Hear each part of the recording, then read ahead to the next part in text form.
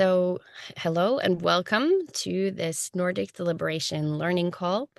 My name is Maria Harbodale and I am a partner at SoCentral. The Nordic Deliberation Network is a network that was started by us at SoCentral, Digidem Lab, Sitra in Finland, and We Do Democracy in Denmark, and Digidem Lab is in Sweden. And we are supported in these learning calls by the Nordic Council of Ministers. We have received funding from the Nordic Council of Ministers funding program demos for this project, for these learning calls. Okay, and good morning to all. We are recording this call just so you are aware. And that's why for those of you watching the recording, I will be referring to the chat, which you will not see, but just so you know, that's what's happening. Okay. Today's theme is the paths towards institutionalization in local government. And we will have a particular focus on our Nordic municipalities, Nordic cities, but we know that we have people joining from other parts of the world as well, and you are very welcome. Do you want to jump to the next slide, Jonas? Do we have the, yes, there we go. So we will hear from 3 different cases today.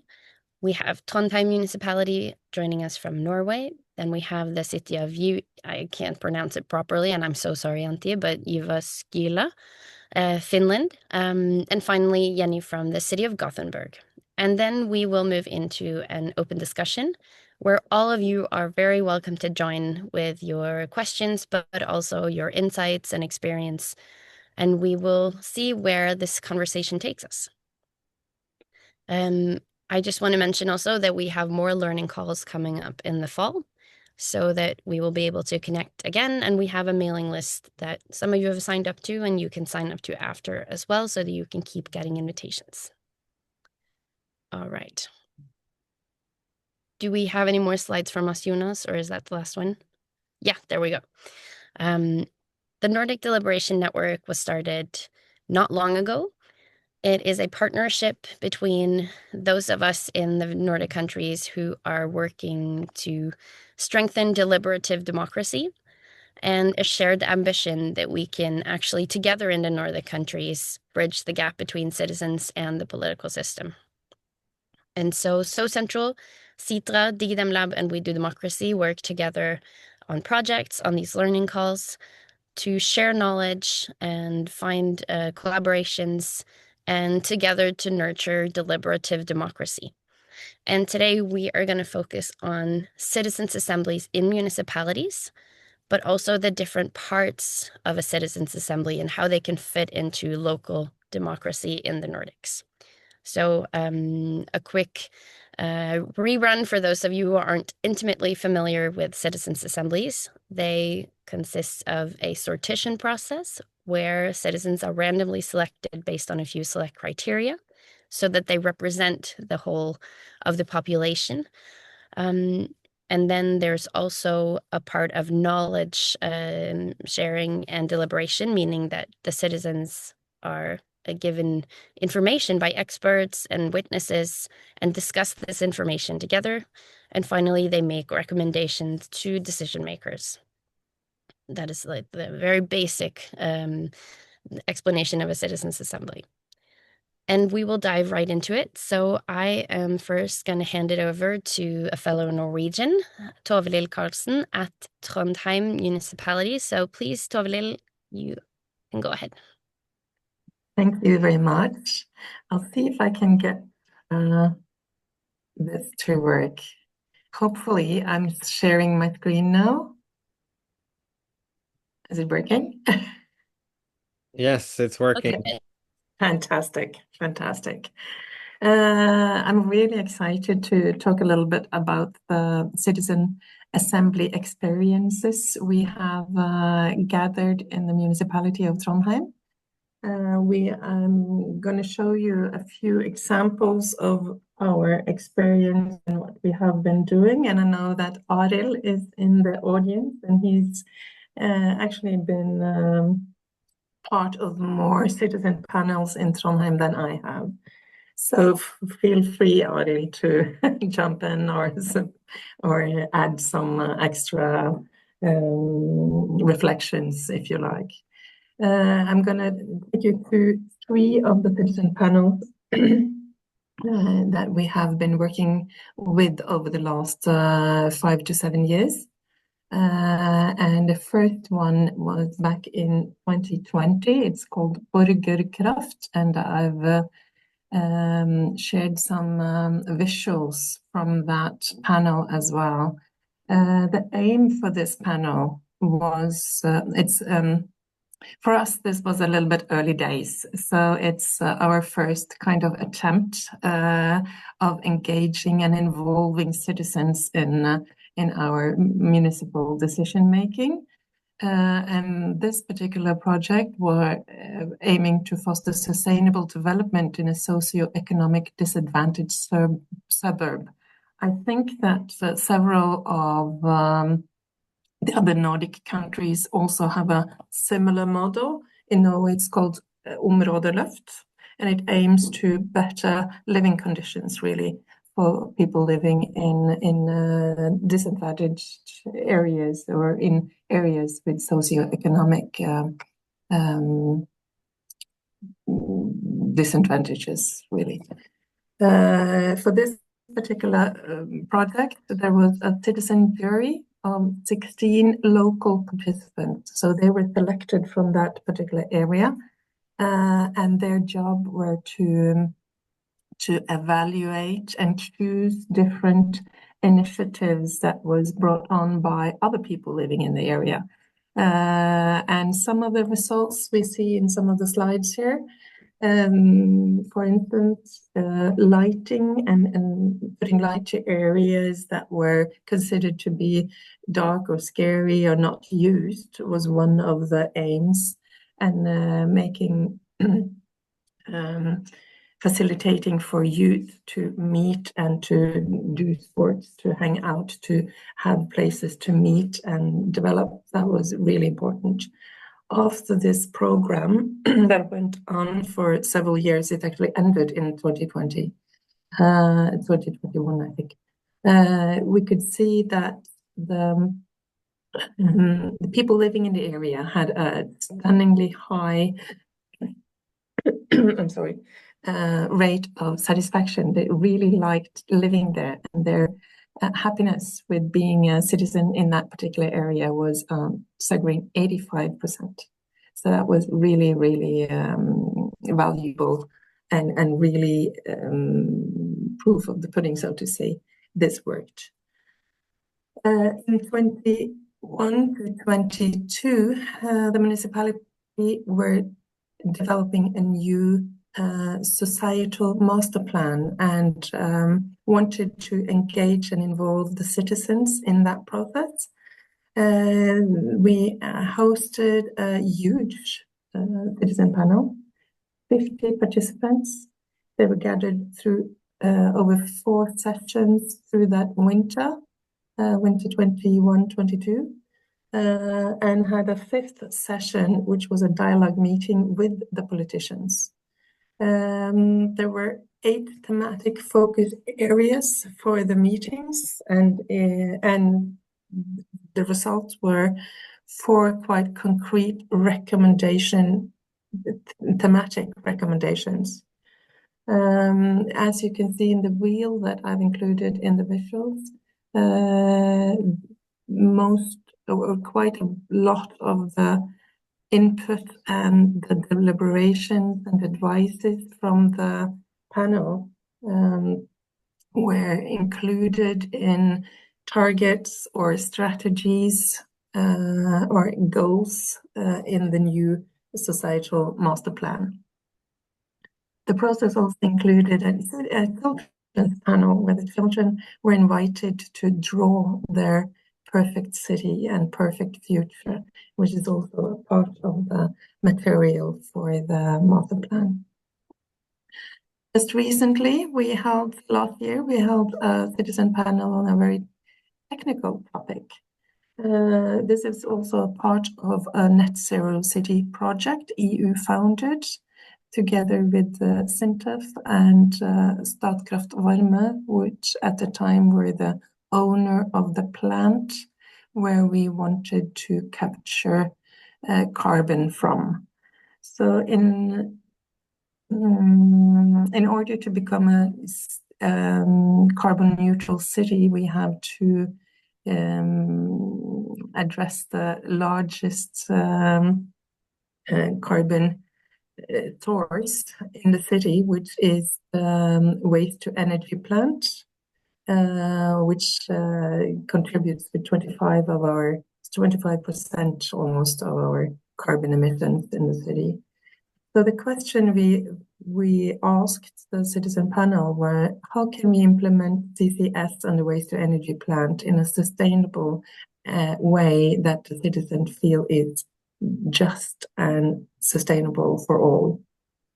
We had 19 participants, 4 topics and 8 experts, giving them pros and cons. We were gathered through 4 sessions, and the output from that was 15 very well worked through and considered recommendations. The panel were invited shortly after to present and hand over the recommendations to the City Council. And just recently, due to ownership changes, they also handed over the recommendation to the new owner of the waste to energy plant. So even though we seem to have in the organization, in the municipality, we seem to have some knowledge about how to do and how to facilitate citizen panels. We also have a few other, how to put this? We have some experience in engaging and involving citizens in different projects as well. For instance, we have some experience in including citizen voices, and not necessarily through citizen panels, in creating municipal strategies for particular areas or topics. One example of this is rock, paper, scissors. That's a strategy for building strong childhood communities, where we had an expert panel where we actually recruited experts from regular citizens, and they were asked to join and give insights and inputs to the strategies and the work that we did. So we co-created it with the experts from an expert being basically having been a child at some point, some quite long ago and some just recently. So there were grandmothers and there were youth and there were kindergarten teachers and there were neighbors and there were just people being people. That part in this expert panel. We also have some national collaboration programs where I just briefly mentioned in regards to the 2020 panel, Områdesats, which is a program that works over several years addressing issues connected to socioeconomic challenges in particular neighborhoods and geographically areas of the city. And that program runs for several years, and that is also really getting into collaboration and strengthening and working with the citizens to lift and to enable. So we have some knowledge and we have some experience, but still it doesn't seem that we can make it sit in the organization. We have to reinvent the wheel every time. So I was hoping to use this last experience to see if we were able to institutionalize citizen assembly, citizen panel in the local government. And it seemed to me that is also a very political question, because the prior political government that we had, they were really eager to do this. Then we had a political shift and the wind changed. So now we are meeting obstacles and objections, and they are fair enough. Some of the objections is that citizen assemblies are too expensive, it's too time-consuming, it complicates municipal planning and governing. The local government is democratic in its own nature. There's no need for another layer of democracy on top of that. And they've also been questioning the effect and the significance of the method. Is it truly representative? Is it democratic? Or is it just another pressure group? So we've had some reflection towards that, and towards the in response to the objectives as well. Yes, it's expensive, but can we really afford not to? It's time consuming, but we've also experienced that political plans and processes are being sent back to starting point, so we have to do it twice. So compared to that, it's not really time consuming. Maybe a citizen panel would have been given us a better decision foundation and a better process. Maybe it complicates the planning and governing, but maybe it also increases the quality of the work and makes sure that different voices are being brought to the table, and opinions are being aired and voiced and listened to. We observe worldwide that there is an increasing contempt for politicians, so also in the Nordic countries. Maybe if the politicians invite citizens and are more transparent in their decision making, maybe that will be an antidote towards that. So I'm still hoping that we can find a way to institutionalize citizen assemblies, or the thinking, or some of the methods at least within the thematic strengthening of the democracy. And some of the things that we are really hoping for is to reach out and involve and engage the citizens at an early stage. I believe that will increase the trust in the society and in the political discussions and decision making. I think that might even lead to less polarization. Maybe it will be helpful in order to bring several more voices and meanings into the discussion at an early stage, and not just talking to the usual suspects, I'd say. And I believe all this might be important and really good steps in the way to make and build a stronger and even better democracy, which I believe is a really important quality of society. So that was some of experiences and reflections from us, and I can see that I've used more than my time share, so I'll quickly stop sharing. Perfect. Thank you so much, Tove.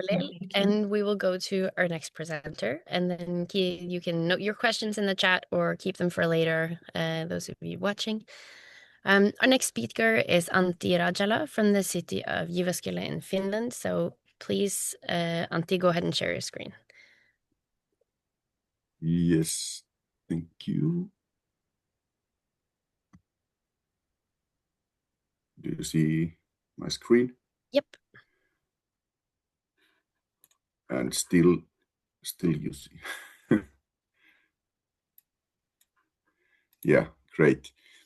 So my name is Antti Rajala. I come from city of Jyväskäla, and yes, Maria, you pronounce it perfectly. It's Jyväskäla. And I come from participation service. And city of Jyväskylä is located in central Finland. We have 150,000 inhabitants, and this is a university city. We have a university and then 2 University of Applied Sciences and also lower level educational institutes. So overall, we have 40,000 students in our city. And we have had 3 citizens assemblies so far. 2 years ago, we had financial problems in the city, so we had to stabilize our financial situation. So the assembly made recommendations for that. And last year, we updated our city strategy, and assembly made recommendations for the strategy. And this year we had a project, and the aim to this project is to open the public facilities to the residents. And this autumn, or maybe still summer, in the August, we have a service network review. The assembly's assignment is to plan principles to daycare, school, and youth facility network. So it's coming really soon, this August. Few lessons learned from the Citizens Assembly. What we have successed. We think, and the officials have said, that this assembly validates the impact assessments carried out by officials. So the officials get the confidence that they are on the right track. Then a politically neutral citizens' assembly helped to find compromises when prioritizing individual saving measures, because the savings are like really politically sensitive and delicate things. So when they had this background information from the citizens' assembly, it's really, really easier to make the decisions, hard decisions. Yeah, and in the strategy update, it supported bold decision making in the preparation phase. I mean that if the politicians would make the city strategy update without citizens' participations, I think that the strategy would be more like a conservative and maybe boring, but now it's a little bit bolder. Yes, and what challenges we have? Actually, exactly maybe the same challenges that the Trondheim had. The resources, it requires time, funding, and personnel, and also the same that Trondheim had. Our city board said that, asked us that is it a fast track to the bypassing democracy, because we already have the democratically elected city council. But then we said that no, of course not. It's opposite for that. It's supporting democracy. And then they said, okay, we believe you. Yeah, and then some thoughts to the institutionalization. I think it's important to make standards and instructions for selection of the topics and criteria for suitable teams, because it's a big thing to make this assembly, so not every team is okay for that. Then the roles and responsibilities in the city organization. And then it's important that this assembly is integrated into the relevant city programs such as well-being program. And lastly, some reflections. I think that citizen assembly is not just one participation tool in the toolbox. It needs more pushing and negotiation than the ordinary methods that we have in the citizen participation. And in the process, I think it's essential that we engage the officials and decision makers from the start. Here I have an example that maybe the officials and decision makers could meet the panel in the start, so it makes the work more concrete, so that the statement is not just a piece of paper that they get in some point of the process. But yeah, that's all. Thank you. Thank you so much, Antti. Perfect. And then our final presenter, before we keep discussing, is Jenny Antonsson from the city of Gothenburg in Sweden. So please, Jenny. And then Jonas will be sharing your slides, I believe, and you can, yeah. It's sunny here and it's sun in my eyes. Hello, everyone. Jonas will help me share my presentation. So there we are. So I am working in the city of Gothenburg. We are a group of people who work with developing our city's public engagement and community engagement. And I thought I would give you a little bit of a background first. So the department that I work for, we've been working for the last 5 years in supporting other committees and boards in the city, within the political committees in the city, on creating conditions to enable citizen engagement and also to strengthen local democracy. So we have a very big task there to do that we are championing. Next slide, please. So we've developed a strategic approach to citizen engagement with the aim that the whole city will work systematically and to integrate engagement into the daily work. And so we put citizens' assemblies, like we're talking about today, in a wider context. So it's one of the many things we do to open up to residents to engage, and for both for them and for us to feel the benefits of that work. And so this is what we talk about on the slide here, that we need to continue working for our citizens, but we also need to get better at working with them. Next, please. So as part of this, all political committees in the city have to actively create conditions for local people to participate. And this is in their steering document. So this is what they all have to do. And this is our framework that we're working from.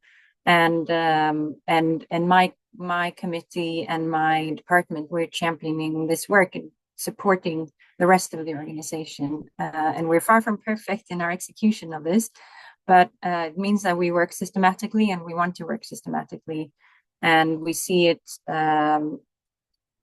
we see it as a systematic thing rather than just different methods and activities that we do that are more independent. Next, please.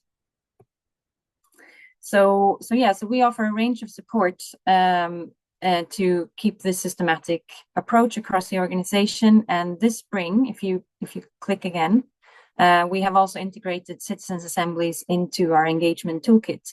So we have developed a formal flow chart, which is very important for my organization. This means that it's something we do for these processes that are reoccurring and established. And so this indicates, just having this flow chart in this way for citizens' assemblies indicates that it's something that my department really wants to do and focus on and see a future for. But this is not politically, this doesn't come from our politicians, but my department still sees this as important in our work that we do. Next, please.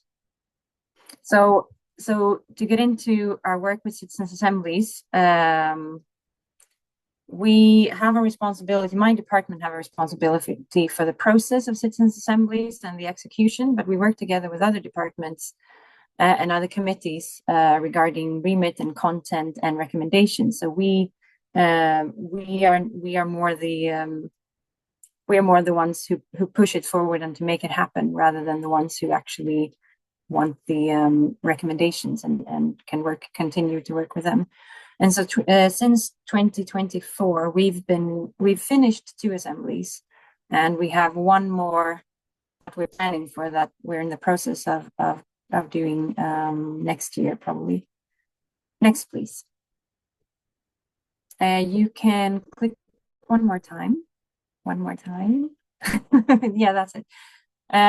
So our work has gone from project activity, something that we integrated in a project to test citizens' assemblies as a tool, to actually being politically commissioned by our council.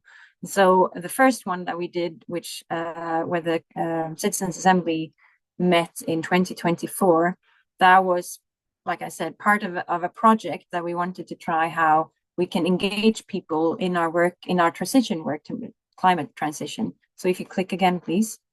So this is a question that the Citizens Assembly members got to answer that time. So it was more about engagement and how do people want to be involved in the work that we do.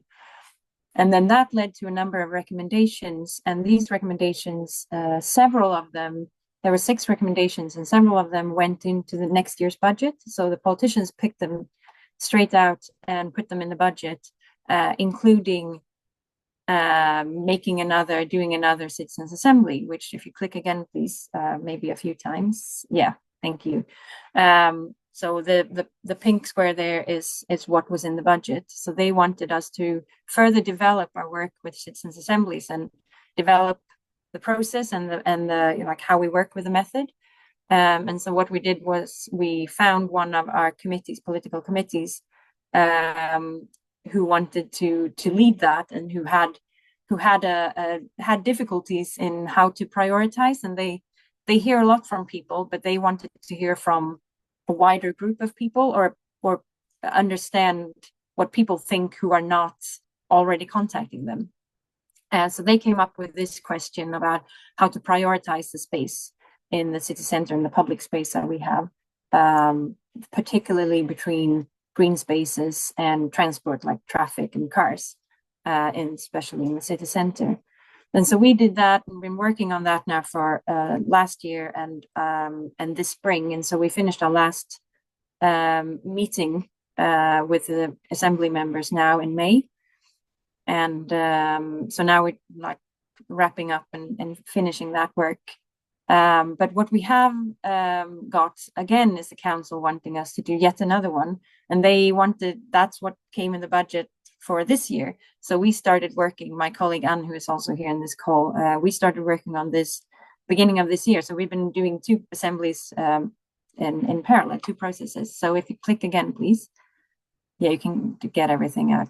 So this time they're moving away from city planning and environmental focus and more into social issues. So this time they've asked us to look at segregation and how can we use citizens assemblies to discuss segregation, which is a big issue that we have in Gothenburg. And we don't yet know what the citizen assembly will focus on, but we're thinking that it will be something about the meeting between people and people, how people can meet across various borders in the city, visible or non-visible.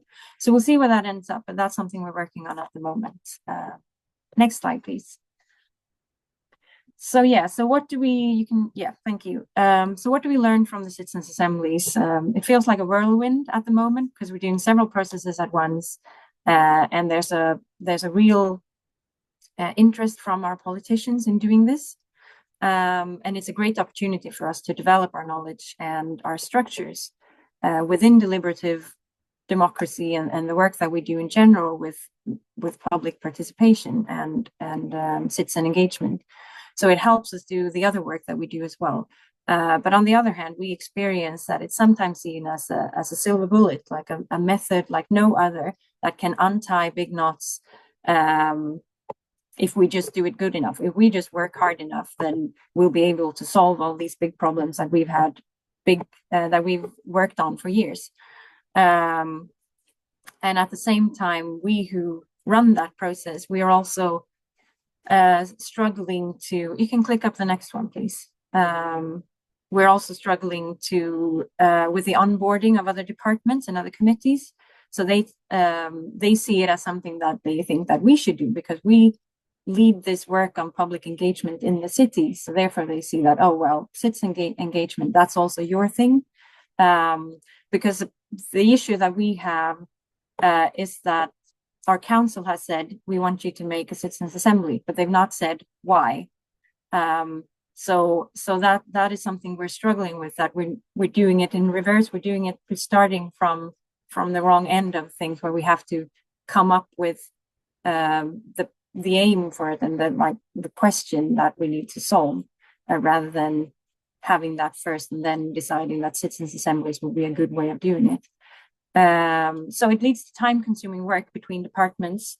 We need to identify what the assembly should be about before we can even start planning the assembly. We've been working for a long time now and just trying to get everyone around the table and to discuss together.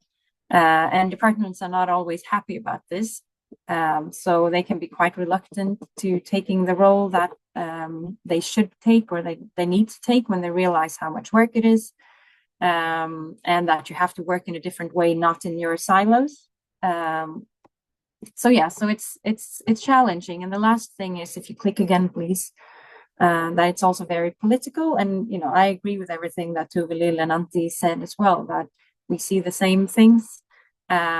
We have a large group of our politicians who do not believe in this at all, even though they asked us to do it as a group, but there's a majority there that likes it and the minority that doesn't, but it's quite a big minority. So we're always at risk of being questioned for the work that we do. But we have learned a lot, and we know better now how to like Tove Lill was explaining, these are what people say about like how people are questioning the work that we do, and these are our responses to it. And we have the same. We have learned a lot on how to respond to various comments on why citizens assemblies should or should not exist in our city. But we have elections, national elections coming up this year, so we'll see where we are after that. We'll see where we are in the autumn. But overall, citizens assemblies it's been a great learning process, and very challenging, but also usefully challenging for us to work with. And we haven't seen the end of it, so we're at the moment thinking that it will continue for a while. Next one was just finishing questions. Yeah, thank you. Thank you very much, Jenny, and thank you all three of our presenters. We're going to end the recording now and start the discussion. So I thank all of you who followed the recording. You can go ahead and do that, Jonas.